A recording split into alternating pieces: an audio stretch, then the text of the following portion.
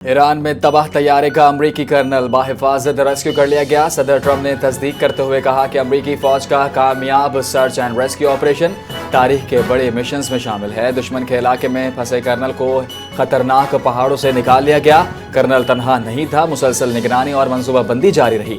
Rescue mission کے لیے مہلک ہتھیار سے لیس درجنوں طیارے تعینات کیے گئے۔ آپریشن کے دوران کرنل زخمی ہوا، جلد صحت یاب ہونے کی امید ہے۔ ڈونلڈ ٹرمپ کی مذاکرات کی بھیک اور ساتھ ساتھ دھمکیاں، امریکی صدر کے ہر لمحہ بدلتے بیانات سے دنیا پریشان۔ ایران کے پاس 48 گھنٹے ہیں، وہ کوئی معاہدہ کر لے یا ابنۂ ہرمز کھول دے، ورنہ اس پر قیامت ٹوٹ پڑے گی۔ امریکی صدر ڈونلڈ ٹرمپ کی ایک بار پھر روایتی انداز میں ایران کو دھمکی، کہا یاد رکھیں جب میں نے ایران کو 10 دن دیے تھے کہ معاہدہ کرے یا ابنۂ ہرمز کھول دے، اب 10 دن کا دیا وقت ختم، 48 گھنٹے رہ گئے، معاہدہ نہ ہوا تو ایران پر قیامت ٹوٹ پڑے گی۔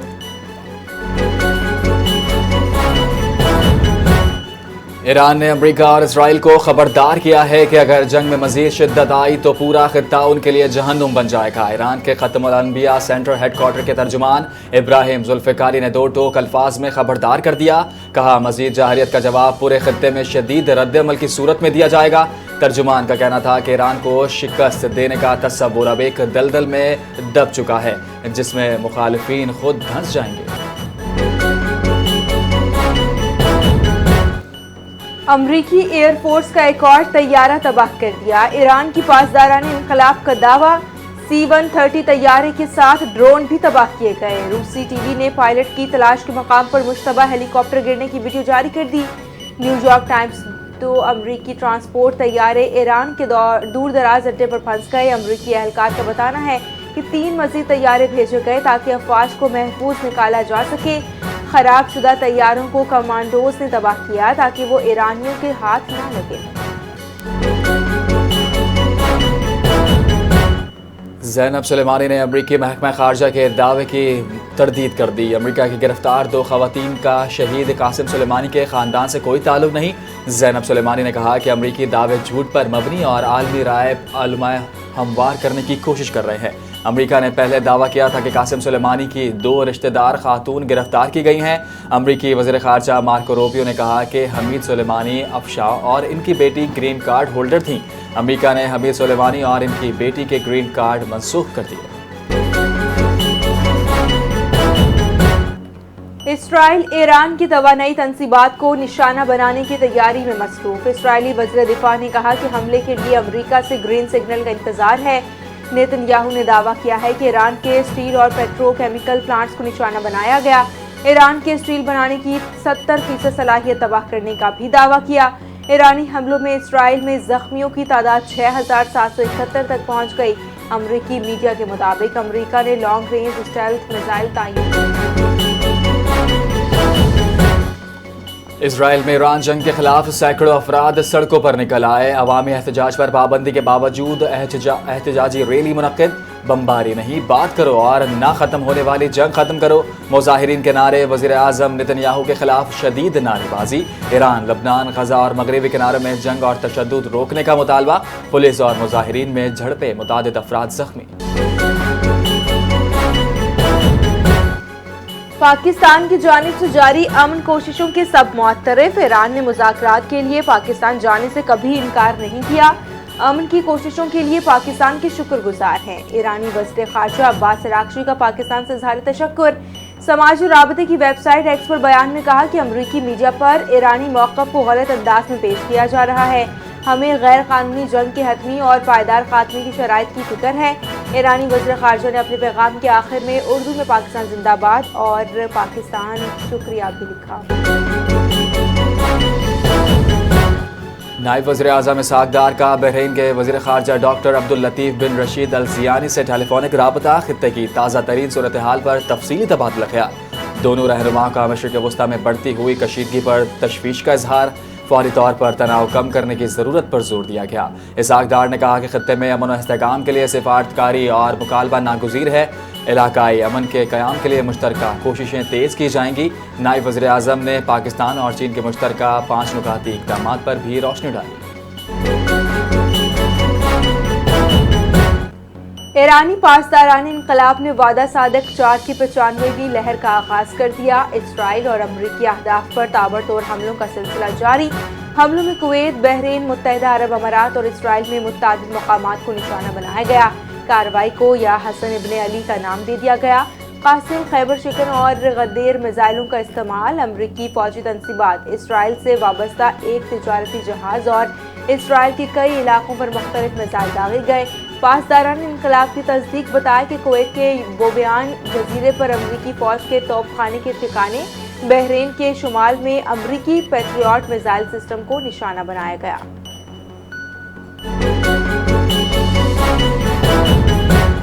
شہید ایرانی جنرل قاسم سلیمانی کی 2 قریبی خاتون رشتہ داروں کو واشنگٹن سے گرفتار کر لیا گیا۔ امریکی محکمہ خارجہ کی تصدیق، گرفتار ہونے والوں میں ان کی بھانجی اور نواسی شامل ہے۔ امریکی وزیر خارجہ مارکو روبیو نے ایک خواتین کو مستقل رہائش گرین کارڈ بھی فوری طور پر ختم کرنے کا احکامات جاری کر دیے۔ دونوں امریکہ سے بے دخلی کے لیے اب آئس ایجنٹس کی حراست میں ہیں۔ ٹرمپ انتظامیہ امریکہ کو دہشت گرد حکومتوں کی حمایتوں کی آماجگاہ نہیں بننے دے گی۔ ایران نے انسانی بنیادوں پر آبنائے حرمت سے سامان کی ترسیل کی اجازت دے دی ہے۔ اجازت ناموں کا اطلاق ایرانی بندرگاہوں اور بحیرہ عمان جانے والے جہازوں پر ہوگا۔ ایرانی میڈیا کا بڑا دعویٰ سامنے آ گیا، بتایا کہ بنیادی ضروریات کی اشیاء اور انسانی امداد لے جانے والے جہازوں کو اجازت نامے جاری کر دیے گئے۔ ایرانی بندرگاہوں یا بحیرہ عمان میں موجود جہازوں کو آمد و رفت کی اجازت ہے۔ امریکی جہازوں کے گزرنے سے ایرانی فضاؤں پر مکمل کنٹرول کا دعویٰ جھوٹا ثابت۔ امریکی صدر ڈونلڈ ٹرمپ اور وزیر جنگ نے دعووں سے ہوا نکال گئی۔ ٹرمپ اور ہیگسٹن دونوں مسلسل یہ دعوے کر رہے ہیں کہ ایران میں امریکہ اور اسرائیل طیاروں کو روکنے والا کوئی نہیں، وہ جہاز چاہے حملہ کر سکتے ہیں۔ امریکی نشریاتی ادارے CNN نے اپنی رپورٹ میں بھانڈا پھوڑ دیا، کہا کہ جہازوں کا گزرنا اور پائلٹ کا غائب ہونا امریکی عوام کے لیے ناقابل قبول ہوتا ہے۔ ایران کی جانب سے اب تک 7 امریکی طیارے گرائے گئے ہیں۔ امریکی نشریاتی ادارے CNN کی تصدیق۔ پاکستان نے UAE کے مالی ذخائر سے متعلق تبصروں کو مسترد کر دیا۔ UAE کے مالی ذخائر سے متعلق حالیہ تبصرے بے بنیاد اور حقیقت کے منافی ہیں۔ ترجمان دفتر خارجہ کی تصدیق، اسٹیٹ بینک میں رکھے گئے ذخائر 2 طرفہ تجارتی معاہدوں کا حصہ تھے۔ UAE کے ذخائر پاکستان کے معاشی استحکام کے لیے مضبوط حمایت کا مظہر ہیں۔ حکومت پاکستان طے شدہ شرائط کے مطابق مدت پوری ہونے پر ذخائر واپس کر رہی ہے۔ ترجمان دفتر خارجہ نے کہا کہ ذخائر کی واپسی ایک معمول کی مالیاتی کارروائی ہے، اسے غلط رنگ دینا گمراہ کن ہے۔ پاکستان سمیت دنیا بھر میں مسیحی برادری آج ایسٹر کا تہوار منا رہی ہے۔ گرجا گھروں میں خصوصی دعائیہ تقریبات اور عبادات کا اہتمام۔ صدر آصف علی زرداری اور وزیر اعظم شہباز شریف کی مسیحیوں کو مبارکباد۔ صدر آصف علی زرداری نے اپنے پیغام میں کہا کہ ایسٹر امید، نجات اور اچھائی کی برائی پر فتح کی علامت ہے۔ وزیر اعظم نے کہا کہ امن، استحکام اور خوشحالی کے لیے دعا کی۔ بین المذاہب ہم آہنگی پر زور دیا، اقلیتوں کی مذہبی، معاشی اور تعلیمی حقوق کا تحفظ یقینی بنا۔ وزیر اعلیٰ پنجاب مریم نواز شریف نے ایسٹر پر مسیحی برادری کو مبارکباد پیش کی۔ مسیحی برادری کی خوشیوں میں حکومت پنجاب برابر کی شریک ہے۔ مسیحی برادری امن پسند اور ملک کی ترقی میں اہم کردار ادا کر رہی ہے۔ مریم نواز نے کہا کہ ایسٹر محبت، بھائی چارے اور اتحاد کا پیغام دیتا ہے۔ حکومت پنجاب اقلیتوں کے حقوق کے تحفظ کے لیے عملی اقدامات کر رہی ہے۔ اقلیتی برادری کے لیے مائنورٹی کارڈ کا اجرا اور مستحق خاندانوں کے لیے مالی معاونت شامل ہے۔ PSL جلد دنیا کی نمبر 1 لیگ بنے گی۔ محسن نقوی کی زیر صدارت PCB بورڈ آف گورنر کا 22واں اجلاس۔ مالی سال 2026 اور 24 کے آڈٹ مالیاتی اسٹیٹمنٹس میں منظوری۔ ICC اینٹی کرپشن کوڈ کے مطابق PCB پروسیجرل رولز منظور۔ سعودی عرب کے ساتھ جدہ کرکٹ اسٹیڈیم ڈیولپمنٹ میں تعاون پر پیش رفت۔ لاہور کے کرکٹ زون کے نئے حدود اور ناموں پر نظر ثانی منظور کر دی گئی۔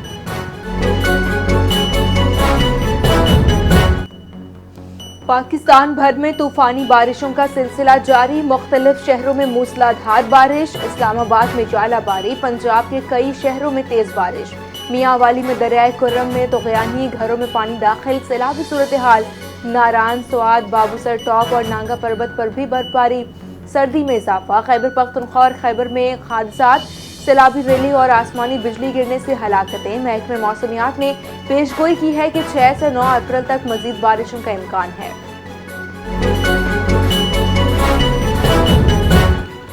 और महकमा मौसमियात ने एक बार फिर कराची में बारान रहमत की नवीद सुना दी। शहर में एक बार फिर बादल बरस सकते हैं। मगरबी हवाओं का एक सिलसिला 5 अप्रैल को ईरान के रास्ते बलूचिस्तान में दाखिल हो सकता है। महकमा मौसमियात की पेशगोई बताया, सिंध में मगरबी हवाओं के असरात 6 अप्रैल को बारिशों की सूरत में नजर आ सकते हैं, जबकि कराची में 6 अप्रैल को बारिश हो सकती है। महकमा मौसमियात के मुताबिक सिस्टम से कराची में हल्की और मुतदिल शिद्दत की बारिश का इम्कान है।